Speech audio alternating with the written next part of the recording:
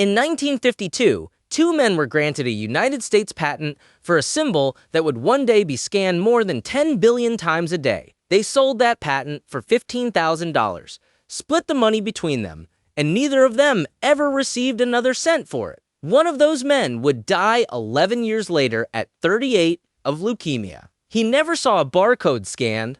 The other lived long enough to hear the beep from a Wrigley's chewing gum pack on a small-town Ohio register, long enough to be handed the National Medal of Technology by the President of the United States, and then long enough to lose himself to Alzheimer's 48 days after a plaque was dedicated to him at his old engineering school.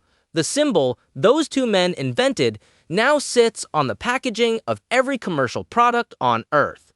The story of how it got there begins on a winter beach in Miami, with a 27-year-old former Manhattan Project technician drawing 4 lines in the sand with his fingers. His name was Norman Joseph Woodland. This is not a story about an inventor who lost his invention to greed.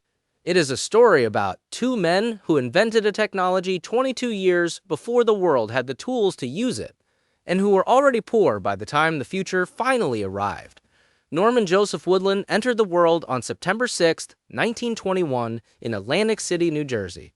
The family was Jewish. His father, Louis Woodland, raised him and a younger brother named David. Norman was the elder of the two boys. Atlantic City during Prohibition shaped his childhood, a boardwalk town of salt air, off-season fog, and the long straight lines of pier boards running down toward the Atlantic. He attended Atlantic City High School. He joined the Boy Scouts. In scouting, he learned Morse code, the dots and the dashes that would decades later walk uninvited into his mind on a beach 6 states south and refuse to leave. Graduation came before the war. When the war arrived, the Army sent him to Tennessee.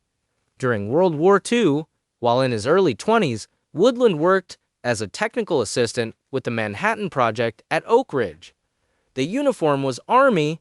The town of Oak Ridge itself was a sealed, fenced city carved out of the Tennessee hills for a single purpose: to enrich uranium for a bomb no one in the town was allowed to name.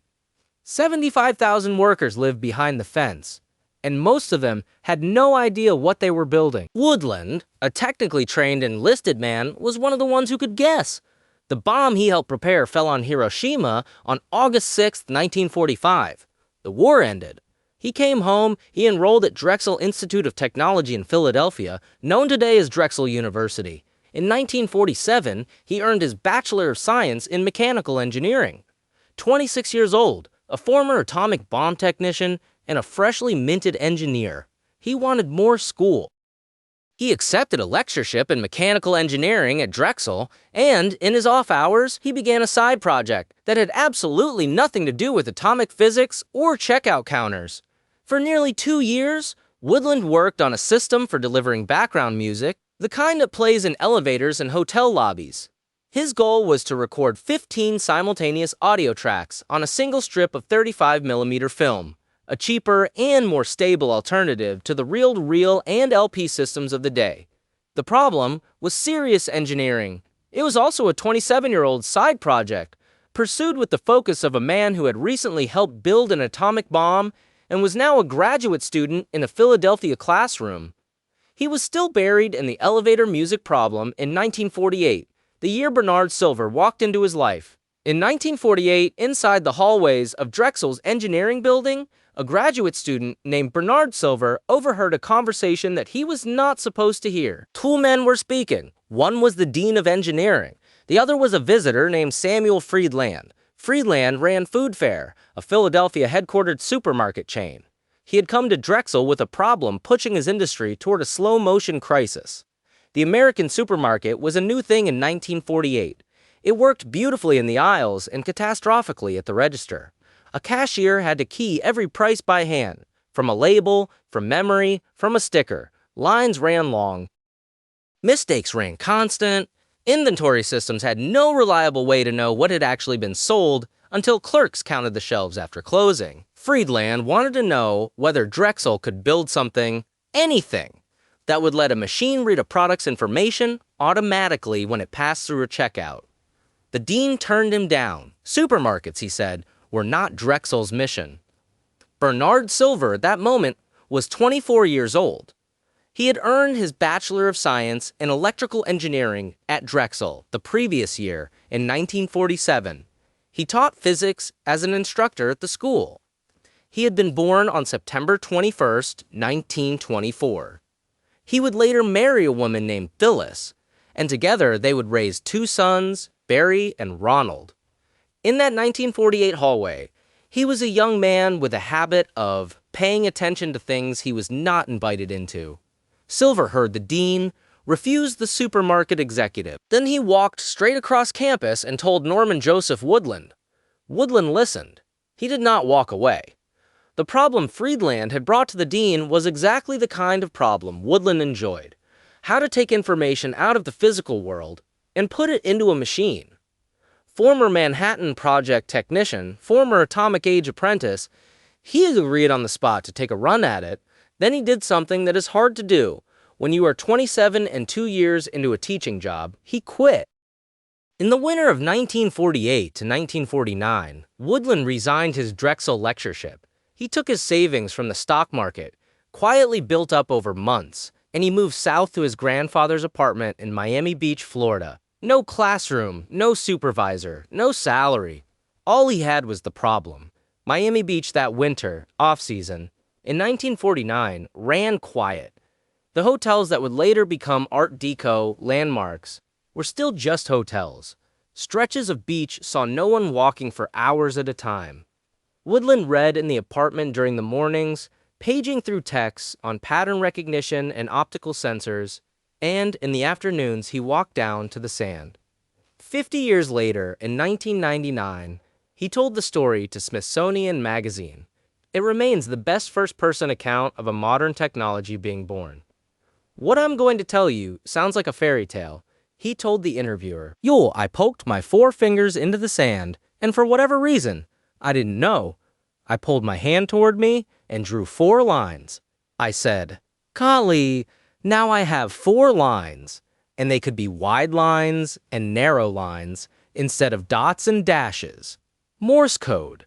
The Boy Scout dots and dashes from Atlantic City. Pulling his fingers through wet sand, Woodland had just realized that if you took Morse code and stretched it downward, if you extended every dot and every dash vertically into a narrow or a wide bar, you could write any message, any product code, in a form a machine could read. He did not stop at 4 lines. He kept going. He drew circles. The straight lines in the sand carried a problem. A linear pattern reads from only one direction. A supermarket worker at a checkout counter cannot be expected to align a can of soup along a grid. Woodland bent his 4 lines around a center point. He replaced them with concentric circles, like a dartboard, a bullseye that could be scanned from any angle and still produce the same signal. He sat on the empty beach, and he sketched a bullseye. That was the barcode. Woodland returned to Philadelphia and showed Silver what he had. The 2 engineers then went to work in the only way 2 young men with no money in 1949 could go to work, inside a cramped room with borrowed parts and a single 500-watt incandescent light bulb. First, they tried ultraviolet ink. The plan was to print the pattern in UV ink, invisible to the naked eye, scan it under a UV lamp, and read the reflection. The attempt failed. The ink faded. The cost ran too high for any industrial use. They abandoned it. They fell back on the simplest possible approach: white paper, black ink, bright light, and a photosensor. On October 20th, 1949, Woodland and Silver filed U.S. patent application number 122416 under the title Classifying Apparatus and Method. They were the 2 inventors of record. No corporate assignee appeared on the filing. The patent was filed in their own names. Across the next 2 years, the pair built a working prototype reader in Philadelphia. The setup carried an almost comic period texture. A 500-watt incandescent bulb provided the light. The sensor was an RCA 935 photomultiplier tube pulled from a movie projector, a component originally designed to read the optical soundtracks printed along the edge of 35mm film. The output fed an oscilloscope. The whole rig filled the size of a table. The technology lineage deserves a pause. For 3 decades, movie theaters had been reading patterns of light and dark printed next to film frames, which was how sound came out of a projector. Woodland and Silver took that same idea, the same photomultiplier circuit, and pointed it at a printed bullseye on a piece of paper, a movie soundtrack. In other words, except the sound this time was the number 47128, and the paper was a can of beans. The rig nearly set the paper on fire. The 500-watt bulb ran so hot that during one reading attempt, the paper was nearly scorched through.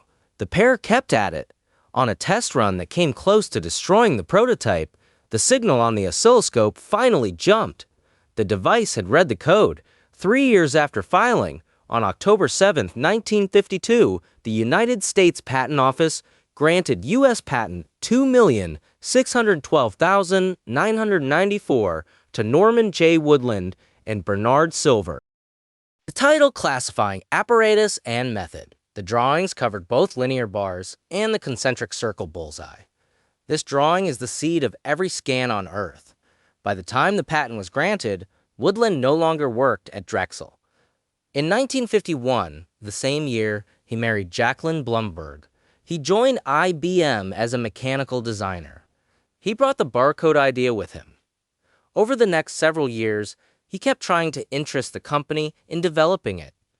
IBM listened politely. IBM found the concept interesting. The company was also honest about what sat in front of it. Management commissioned an internal feasibility study. The verdict, preserved in corporate record, ran like this. The system was feasible and interesting, but processing the resulting information would require equipment that was some time off in the future. Equipment some time off in the future. That was IBM telling Woodland in the cleanest corporate language available that he had invented a machine that could not yet be built. Vilskurs and IBM was right. In 1952, the helium neon laser did not exist. Theodore Maiman would not fire the world's first laser until 1960. Javan, Bennett, and Harriot at Bell Labs would not construct the helium neon laser, the exact laser that would eventually read the first barcode, until that same year. The integrated circuit did not exist either. Jack Kilby and Robert Noyce would not build it until 1958. A computer small enough and cheap enough to sit under a grocery register and look up a product code in a database was, in 1952, science fiction. The nearest candidate was Univac, a vacuum tube machine the size of a small room with a price tag no supermarket would ever pay. The barcode was a software idea trapped inside a patent from an era that had no laser and no chip. IBM offered to buy the patent. Woodland and Silver declined. They had reason to think they could do better. RCA had shown interest. So had Philco, a Philadelphia electronics company best known to households as a maker of radios and televisions. The barcode had real industrial potential, provided the right buyer could see what it would one day become. The right buyer did not see it. In 1952, the same year the patent was granted, Woodland and Silver sold the patent to Philco. The total price for both inventors together came to $15,000, split evenly. That left $7,500 each, adjusted for inflation, $15,000 in 1952, maps to roughly $187,000 in 2026 money per inventor. The split comes out at about $93,500 in today's currency. This number anchors the entire story. $7,500 in 1952 was not nothing. That figure represented a respectable year's pay for a young engineer. It covered a down payment on a suburban house. It bought a new car with some change left over.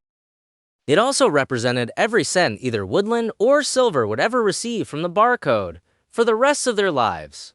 For the next 60 years of the thing they had built, the checks ended when they signed the patent away, and the checks did not start again. Philco did not hold the patent long. Later the same year, in 1952, Philco resold it to RCA. What RCA paid Philco has never been publicly disclosed. It does not matter. Woodland and Silver were not in the deal, $7,500 each, the most scanned symbol on Earth. That was the entire lifetime barcode income of the two inventors of the barcode. Bernard Silver was 38 years old when he died. Born in September of 1924, he graduated from Drexel with his Bachelor of Science in Electrical Engineering in 1947, a year before he overheard the food fair conversation. He taught physics as an instructor at Drexel and worked as a graduate student while co-developing the Barcode with Woodland. After the sale to Philco, he moved back into industry. Electronite, an instrumentation company, made him its vice president. At Electronite, he did something that in a fairer history would have earned its own video. He co-invented the silver lance, a disposable thermocouple mounted on a lance for measuring the temperature of molten steel. The silver lance went into production inside foundries across the steel industry. The device made casting safer. It is still used today. His personal life reads as the short version of a long life he did not get. Phyllis Silver married him. They raised 2 sons, Barry and Ronald. His wife would outlive him by decades. On August 28, 1963, Bernard Silver died in Pennsylvania. His age at death was 38. The Pennsylvania death certificate lists the cause as bronchopneumonia secondary to acute myelogenous leukemia. Acute myelogenous leukemia is a cancer of the bone marrow. Treatment options in 1963 ran narrow. The median survival time from diagnosis was measured in months, not years. Silver left behind his wife and 2 young boys. He left behind, in the files of the United States Patent Office and in the vaults of RCA, a patent that was 11 years old and had not yet been read by a single supermarket scanner. Bernard Silver never saw his patent expire. He never heard a barcode scanned. He never saw RCA's bullseye fail in Cincinnati. He never knew that IBM would come back to his invention almost 20 years after he had signed it away and build it into the organizing symbol of global commerce. He was 38. A United States patent in 1952 ran for 17 years from the grant date. The clock started on October 7, 1952. The clock ran out on October 7, 1969. For the entirety of that clock, RCA owned the patent, and for most of that clock, RCA tried. The company's engineers ran quiet experiments on optical scanning through the late 50s and into the 60s. They tested reader designs. They read internal feasibility reports. They concluded, the way IBM had concluded, that the support infrastructure was not yet there. Through the middle of the 1960s, supermarkets grew larger and checkout lanes grew slower. The problem Samuel Friedland had brought to Drexel in 1948, the problem of how to automate checkout, kept getting worse, not better. Still nothing changed at the register. Cashiers keyed every price by hand. Managers counted shelves by hand. The industry bled hundreds of millions of dollars a year to check out late labor, mislabeled prices, and theft. And the patent sat in a drawer. In 1969, the patent expired. Norman Joseph Woodland was 47 years old, 18 years at IBM, 0 additional cents earned from the barcode since 1952. His patent was now legally worthless. The bullseye he had drawn in Miami sand in 1948 had, as of October 7th, 1969, fallen into the public domain. And then within months, the technology finally caught up. In 1969, RCA, no longer holding a patent, but carrying 2 decades of institutional memory on optical scanning, delivered a presentation to the National Association of Food Chains. The proposal was for the grocery industry to adopt a common product identification standard. The proposed symbol was the bullseye. The supermarket industry was listening at last because the economics had tipped. The helium neon laser had matured. Small computers had become, if not cheap, at least affordable. The industry was losing enough money at the register that a machine-readable product code, whatever its shape, was no longer a science fiction proposal. It was a line item. The grocery chains formed a committee. They called it the U.S. Supermarket Ad Hoc Committee on a Uniform Grocery Product Code. The year was 1971. Their job was to pick a standard. RCA walked in as the presumed favorite. RCA had the history. RCA had the patent, even if it was now expired. RCA had the pitch. Then, inside IBM, a marketing specialist named Alec Jablow Nover remembered something. Jablonova remembered that IBM still employed Norman Joseph Woodland, the man who had filed the original 1949 patent application. The man who had drawn 4 lines in the Miami sand was still collecting an IBM paycheck, now as a planner in store systems marketing. If IBM wanted to enter the race, the company had an in-house founding father of the technology already on salary. In 1971, IBM transferred Woodland to the company's Research Triangle Park facility in North Carolina. He and his family moved to Raleigh. His new assignment, planner on the IBM grocery scanning project. He was 50 years old. The lead engineer on the project had been assigned 2 years earlier, in late 1969, the same year the patent expired. His name was George Law Rare. George Joseph Law Rare III arrived in the world on September 23, 1925. In Manhattan, he was 4 years younger than Woodland, and almost exactly the age Bernard Silver would have been if Silver had still been alive. By 1969, Silver had been dead for 6 years. Lawler had joined IBM in 1951, the same year as Woodland, as a junior engineer. He would stay 36 years and retire in June of 1987, the same year Woodland retired. Over his career, he would hold 28 U.S. patents and publish 20 technical bulletins. He would never, in 36 years, file a patent on the UPC. In late 1969, Lawler's manager handed him an assignment. IBM wanted to enter the grocery scanning race. IBM wanted Lawler to put together a proposal for the U.S. Supermarket Ad Hoc Committee. And the company's executives wanted Lawler to base that proposal on Woodland and Silver's original bullseye design. Lawler refused.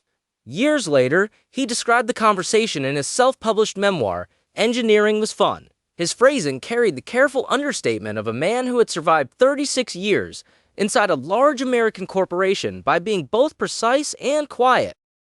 My nature and my training, Lawler wrote, would not allow me to support something I didn't believe in. I simply went against my manager's instruction and set out to design a better system, what Lawler had identified. The reason he could not in good conscience present the bullseye was a printing problem no one at RCA, which was already building bullseye systems by 1971, had solved. When a printing press prints a bullseye barcode on a label, ink smudges. Ink always smudges. The question is only which direction. And when ink smudges across a set of concentric circles, the smudge spreads radially outward from the center, and it destroys the ring spacing, which is how the code is read. A smudged bullseye is an unreadable bullseye. A smudged vertical stripe, on the other hand, is still readable. Ink smudging along the direction of a vertical bar only makes the bar taller. The width of the bar, which carries the data, does not change. The information survives. Lawler proposed vertical stripes. A linear barcode, the shape every modern consumer now carries home in a shopping bag without even looking at it. I didn't do what you asked, Lawler told his manager. The manager, Luz N.W. Rare later wrote, made it clear that if the project went wrong, the career that ended would be Lawler's, not his, Les. Lawler's arguments, as he later put it with some pride, must have been persuasive. Lawler worked with Norman Joseph Woodland, now in Raleigh, to refine the proposal.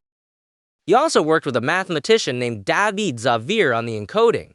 Specifically, Xavier added a check digit, a small mathematical feature that allowed a scanner to detect when it had misread a character and refused to accept bad data. The check digit turns a barcode from a fragile pattern into a reliable one. That feature is why scanners do not, in practice, charge you for a different item than the one you bought. Then, in the summer of 1972, while IBM was still designing its submission, RCA ran its test. On July 3, 1972, a Kroger supermarket on Kenwood Plaza in Cincinnati, Ohio, became the first store in the United States to run a barcode scanning system in live operation. The system belonged to RCA. The symbol was the bullseye, concentric circles, the direct descendant of the sketch Woodland had drawn in Miami Beach sand 23 years earlier. Barcodes came printed on small pieces of adhesive paper and were attached by hand by store employees when they priced the products. Customers walked into the Kenwood Plaza store and bought groceries that were scanned, not keyed. The The test was scheduled to run 18 months. For the first several months, results looked good. Kenwood Plaza outperformed comparison Kroger stores. RCA had momentum, RCA had history, RCA had a live pilot. The ad hoc committee was watching. Then the bullseye began to fail. The failure was not commercial. Customers kept buying. Cashiers kept scanning. The failure was industrial. Inside the printing plants that produced the adhesive labels, the ink was not behaving. When a circular pattern of concentric rings runs through a commercial-scale press at speed, micro variations in ink viscosity, press pressure, and paper stretch cause the ink to bleed sideways. On a vertical stripe, that bleed is forgiving. On a bullseye, the bleed is fatal. The rings merge. The codes, as they came off the press, were unreadable in quantities no supermarket operation could tolerate. The ink, bluntly, refused to obey a circle. RCA did not quit immediately. The word traveled inside the industry fast, though. The printing problem was not a bug. The problem was geometry. On December 1st, 1972, 5 months into RCA's Kroger test, IBM formally presented George Laurier's linear proposal to the supermarket committee in Rochester, Minnesota, at IBM's own scanner development facility. An IBM engineer named William Krause gave the demonstration. He used a ring wand, a handheld scanner, to read Laurier's linear code live in front of the committee. The proposal booklet even included a 2-page centerfold printed with a full-size working barcode that the wand could read straight off the page. The committee had by this point seen 7 competing proposals: RCA, IBM, Pitney Bowes, Litton, others, all U.S.-based. On March 30th, 1973, the ad hoc committee met for final deliberation in a New York hotel near Grand Central Station. IT scientists had independently evaluated the rival symbologies for them. The meeting ran long. On April 3, 1973, the decision came down. The committee chose IBM's proposal, Laurier's 12-digit linear barcode, as the official standard for the grocery industry. The name of the standard was the Universal Product Code, or UPC RCA. 18 months into the Kroger test, had lost. The bullseye Woodland had drawn in Miami Beach sand in 1948, the shape that had carried the idea for 25 years, was not going to be the shape that went into the world. The shape that went into the world would be Laurier's stripes. Yet Woodland's invention, the fundamental idea of encoding product data as a printed optical pattern that a photosensor could read at checkout, was the idea every proposal on the table had been built on. Laurier, who could easily have claimed full credit, never did. In interviews for the rest of his life, he referred to Norman Joseph Woodland as the father of the supermarket scanning system. On the morning of Wednesday, June 26, 1974, at exactly 8:01 a.m. local time, a customer walked into the Marsh supermarket on West Main Street in Troy, Ohio. His name was Clyde Dawson. He was not a normal shopper. Dawson worked as the Director of Research and Development for Marsh Supermarkets, and his cart had been prepared in advance with a small selection of items printed with the new UPC barcode, a test load for a test scan. Marsh had been chosen as the pilot store because the place was small, Midwestern, and wired for the brand new IBM and NNCR equipment the industry had just approved. Dawson reached into the cart and pulled out a 10-pack of Wrigley's Juicy Fruit chewing gum. 50 sticks total. The price was 69 cents. According to one account, he chose the gum because the pack was small, its barcode was tiny, and he wanted to test the hardest case the new scanner would face. According to another account, Dawson chose it in tribute. Wrigley had been the first consumer product manufacturer to commit to printing UPCs on its packaging. And the chewing gum was the first commercial product on Earth to carry a real production printed barcode. Both reasons may have been true. He placed the pack on the counter. Behind the counter stood a cashier named Sharon Buchanan, a working mother of 3 small children, married to a retired postal carrier.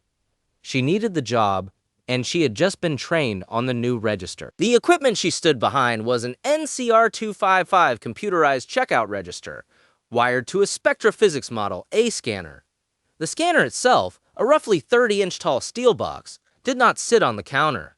It sat on the floor, underneath, with a glass plate built into the countertop. Inside the box, a helium neon laser, the exact kind of laser that had not existed when Woodland filed his patent, projected a narrow red beam onto a rotating mirror, which swept the beam across the underside of the glass. Sharon Buchanan slid the 10-pack of Wrigley's Juicy Fruit across the glass. The scanner beeped, one short metallic tone. A single beep.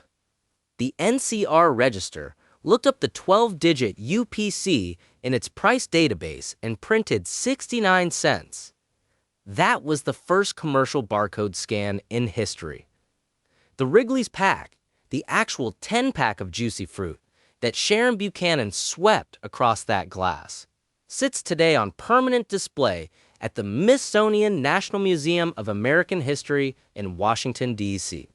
The spectrophysics model, a scanner from the Morse installation, serial number 06, one of the first 10 ever built, rests in the same collection. George Laurer, when he saw his inventions running in stores in the years afterward, repeated one line to anyone who asked him about it. "You know, this just can't work this well," he said. "Nobody who built the UPC got rich on the UPC. IBM made the extraordinary decision not to patent the Universal Product Code. The company gave the standard away for free. The commercial logic was simple and, in retrospect, brilliant.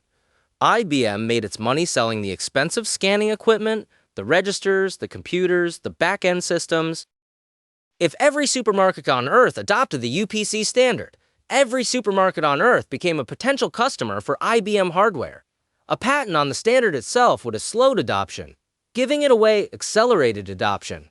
IBM calculated correctly that the hardware business would dwarf any licensing revenue the patent could have generated.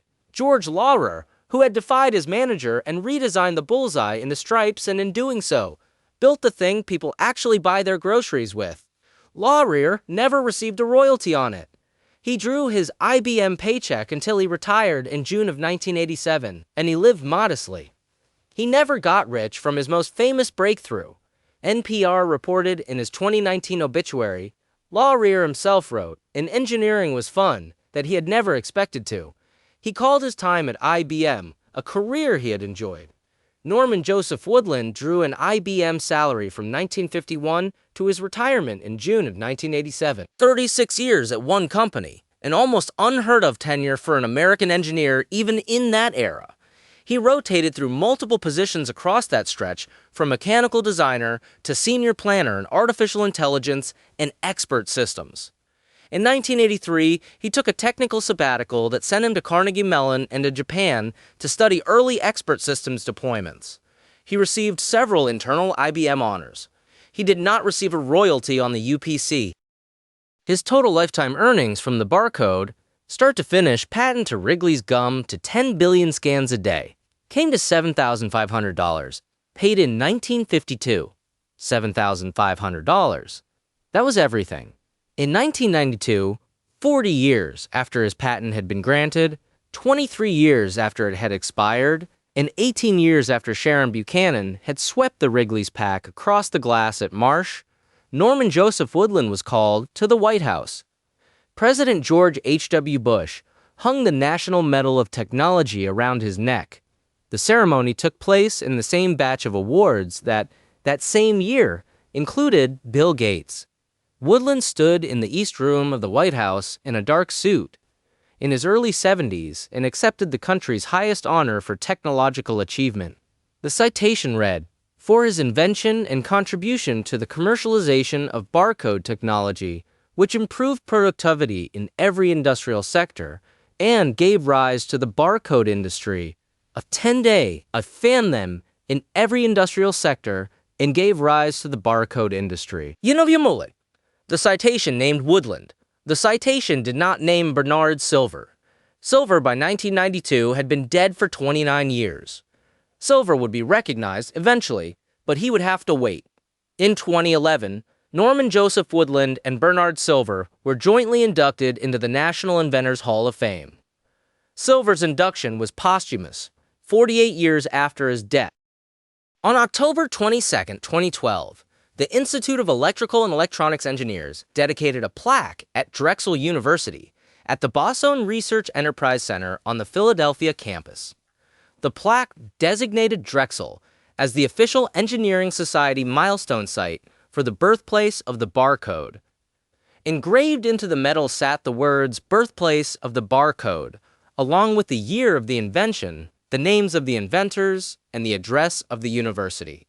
The ceremony was attended by Moshe Kam, Drexel's Electrical and Computer Engineering Department head and the 2011 president of the Engineering Society, along with representatives from Honeywell and from IBM. Kam spoke at the dedication. His remark, recorded in the Drexel archive, ran this way: "This important invention epitomizes what our university stands for." Norman Joseph Woodland was 91 years old. He was living in Edgewater, New Jersey, a quiet residential town on the west bank of the Hudson River, looking across the water at Manhattan. He was, by this point, advanced in Alzheimer's disease. Whether he personally attended the Drexel ceremony is not firmly documented in the public record. 48 days later, on Sunday, December 9, 2012, Norman Joseph Woodland died at his home in Edgewater. His daughter, Susan Woodland, confirmed his death to the New York Times. The cause was listed as Alzheimer's disease and complications of advanced age. He was 91. The plaque had been dedicated to him on October 22nd. He had died on December 9th. 48 days separated the two events. Public recognition arrived as he was, in the most literal sense, losing himself. He was buried at ROH Def Show M Cemetery in Egg Harbor Township, Atlantic County, New Jersey, a Jewish cemetery in the township next to the Atlantic City, where he had been born 30 minutes by car from the boardwalk where he had learned Morse code as a Boy Scout. 91 years, end to end, inside the state of New Jersey at both the beginning and the end. Norman Joseph Woodland outlived the period when the barcode was a curiosity, and the period when it was a retail experiment, and the period when it was a supermarket industry standard. He lived long enough to die in a world where his invention had become effectively invisible because it was everywhere. In the year of his death, 2012, barcodes were being scanned an estimated 5 to 6 billion times a day worldwide. By 2024, the most recently verified figure from GS1 UK, the industry body that administers the global barcode numbering system, placed the number at more than 10 billion scans a day. 1 billion products carry them, 2 million organizations worldwide use the system.